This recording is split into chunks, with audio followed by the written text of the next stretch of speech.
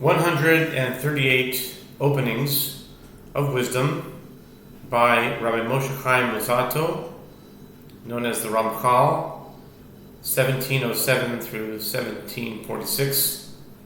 Was born in Padua, Italy, and was buried in Kfar Yosef, near Akko. It says Acre, but I think that might be Akko, but I'm not sure.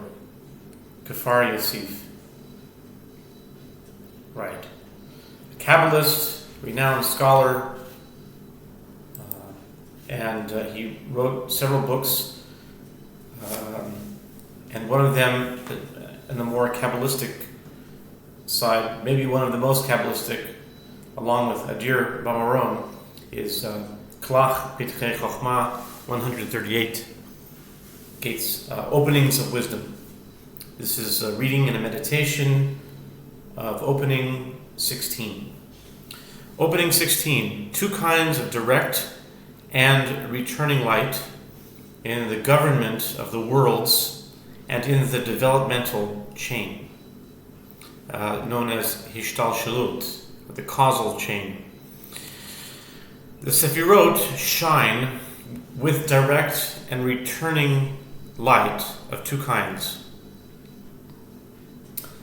After the descent of the Sephirot level by level from Keter to Malchut, Malchut in turn becomes Keter, and so on, in the same way until Keter becomes Malchut.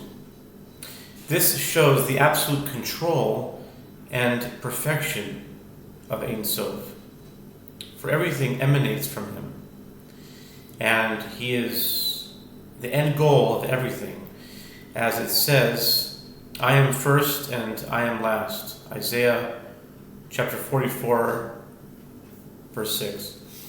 He is revealed as such at the beginning as at the end. The closer any given level is to him, the more it is magnified with his name. And what was Malchut becomes Keter. The second kind of direct and returning light, no light accomplishes its purpose until it emerges from and then returns to its source. In other words, the light descends with great power all the way down to the bottom. Afterwards, as it ascends, it leaves down in its place below the level in question, while the light itself goes up. The given level then remains there, built in its place within the structure, and so in the case of all of them. The proposition has two parts. The Sephirot shine. This is a prefatory statement setting forth a fundamental aspect of the Sephirot. After the levels descended, this explains the above statement. Part 1. The Sephirot shine with direct and returning light of two kinds. This means that in the prophetic vision, these two kinds of direct and returning light are seen. Part 2. 1. After the descent of the Sephirot, level by level, from Keter to Malchut, Malchut in turn becomes Keter, and so on, in the same way, until Keter becomes Malchut. In the vision, this looks exactly like the appearance of lightning, Ezekiel 1:14. A flash of lightning looks as if it comes out from one side and travels over to the other side. Then immediately afterwards, it appears to turn from the other side back to the side from which it came. Similarly, all the 10 Sephirot, in every place where they are, appear in this way whenever they are seen. Keter emerges first from the source, and the steps go down one by one to Malchut. Afterwards, Malchut itself is seen to be Keter emerging from Ein Sof. Just a pause for reflection. Reading in this passage when the Ramchal writes, a flash of light in the vision, this looks exactly like the appearance of lightning. Ezekiel 1:14, a flash of lightning looks as if it comes from one side and travels to the other side. And this is a picture of the descent of the Sefirot level by level from Keter to Malchut. Malchut in turn becomes Keter, and so on. In the same way, until Keter becomes Malchut. Immediately, what came to mind was a verse in the book of Matthew that says, "For as lightning shines from the east to the west, flashes from the east to the west, so shall the coming of the Son of Man be." And taking a Kabbalistic understanding of that verse, perhaps this is what it's referring to. It's Keter turning to Malchut. For as lightning flashes from the east to the west, so also shall the coming of the Son of Man be. Matthew 24:27. Keter emerges first from the source, and the steps go down one by one to Malchut. Afterward, Malchut itself is seen to be Keter emerging from Ein Sof. This is because Ein Sof, blessed be He, encompasses the Sefirot, as seen in the prophetic vision, both above and below. The light flashes from above and descends and spreads out downwards. As it spreads out, so it becomes weaker, and when it reaches the bottom, it returns to the source below. Ein Sof, who encompasses below. Then the light goes back and flashes from below, up above, along exactly the same path. Thus, and the Chayot were running and returning like the appearance of lightning. And this shows the absolute control and perfection of Ein Sof, for everything emanates from Him, and He is the end goal of everything. The whole point of this image in the prophetic vision is to show that the Sefirot are not something outside of Him in any way, for nothing exists against His will, but that His light shines in this way within the Tzimtzum, which is the constriction, like lightning, until it disappears. In other words, what is concealed in the Tzimtzum is the perfection that was in Him from the beginning, before the Tzimtzum, just as it is now, in truth, even in the phase of concealment within the Tzimtzum, for even within the present concealment, His perfection is really in control, just as it will be at the end. And what came to mind is some of the gematria calculations that I thought of recently. Is in regular Hebrew gematria, the word Tzimtzum has a numerical value of 266, and the word beseder, like as you say, it's okay, it really means in modern Hebrew you say, ma nishma, and someone will say beseder, which means it's okay, but it really means in order.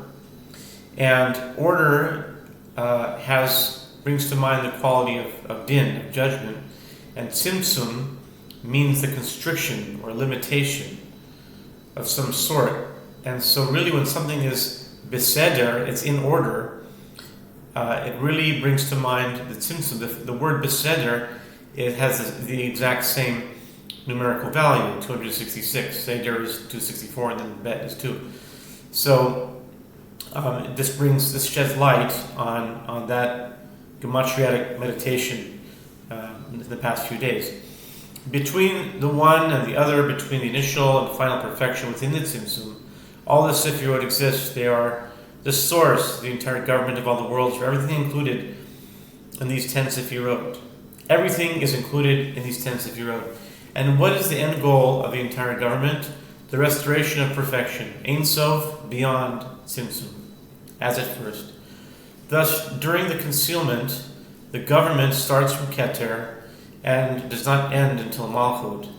And when it is complete, when is it complete? What is the point? The point is that perfection. Point equals 74 in English gematria. The point is that the perfection which was initially concealed is now fully revealed. This will be discussed further later on in opening 30. The prophetic vision was so instituted because all 10 Sefirot are a complete cycle of government emerging from Ein Sof. Blessed be He. And returning to Ein Sof, blessed be He. Now if you count the levels from the concealment, Tzimtzum, onwards, the first will be Keter, and the second Chachma, and so on until the end.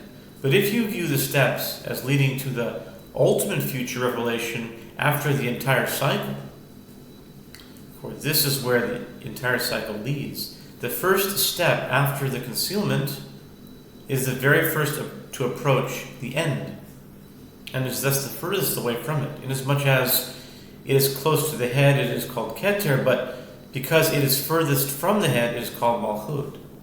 So it is in the case of all of them. Thus, the descent of the worlds under the government of the Sefirot, one after the other, turns out to be their ascent, as will be explained presently. As it says, I am first and I am last. Isaiah 44 verse 6. This refers to his encompassing everything above and below to show that he is everything. And he is revealed as such at the beginning as at the end. What this means is that in order to understand the government of the worlds, it is necessary to understand as follows. At first, there was a complete perfection. Everything was filled with the simple light of Ein Sof. Eitz Chaim, Igulim, B'Yosher 1:11-3. This perfection was concealed through the very first Tzimtzum or contraction. Then the government of the worlds came into being, the Kav, or line. The end goal of the government is also complete perfection as at the first, the complete revelation of his unity. The closer any given level is to him, the more it is magnified with his name. And what was Malchut becomes Keter. This means that the ends turn about from Malchut to Keter, and from Keter to Malchut, and all the others change around in sequence, Yesod into Chachma, etc. The second kind of direct and returning light, no light accomplishes its purpose until it emerges from and then returns to its source. The first kind of direct and returning light is referred to as Or Yashar and Or Choser. In the government of the worlds, as we have been discussing until now, is constant. The second kind relates to how the lights are emanated within the causal chain, or Hishtalshalut. No light is emanated except through the descent of the flash, the He'ara, and its subsequent ascent from there, meaning from the place to which it descended, for then the level in question remains there, as stated below. In other words, the light descends with great power all the way down to the bottom. When a given light has to make one or several levels, it descends without deficiency or hindrance, but rather with great power. and then ascends again, leaving behind what it leaves, meaning a trace. It says here, reshimu, a roshem, trace of its radiation. Namely, the level that remains there below. This is because what descends is the actual light of Ein Sof, blessed be He, for all the lights emerge from Him. Through their standing there in their place, after the ascent of this great light, the individual limited light, suited to that level, takes on its own existence. When the great light ascends to return to its source, this part remains. This is what creates the bond connecting the lights themselves with their source. For every branch is rooted in its source, and not like its power below is its power at its root above. But this is in direct opposition. I don't even want to reference, but this is in direct opposition to something else that some other mystical sources say, as above, so below, and perhaps there is something in Torah Judaism about that. But he's saying here, every branch is rooted in its source, and not like its power below is its power at its root above. They're different. Do not think that the way a given power appears down below now is the same as its power above at the source. When a power descends, its own essential root descends, for as yet the branch does not exist. As reaching the place of the branch, the root ascends, leaving the branch it produced in its place down below. The branch pursues its source after the source's ascent. Afterwards, as it ascends, it leaves down in its place below the level in question, while the light itself goes up. This is when it has to make levels. The light descends with power and then ascends. As the light ascends, so it leaves levels, the levels from which it ascends, leaving them behind. The given level then remains there, built in its place within the structure, and so in the case of all of them. For it is when the great power of the root activates the branch that the branch emerges. The branch emerges only in its proper place. The root power descends to the place of the branch, and from there ascends, leaving the branch formed there and built into the structure. The root light does the same thing, meaning it leaves level after level as it continues its ascent to the very end of all the levels.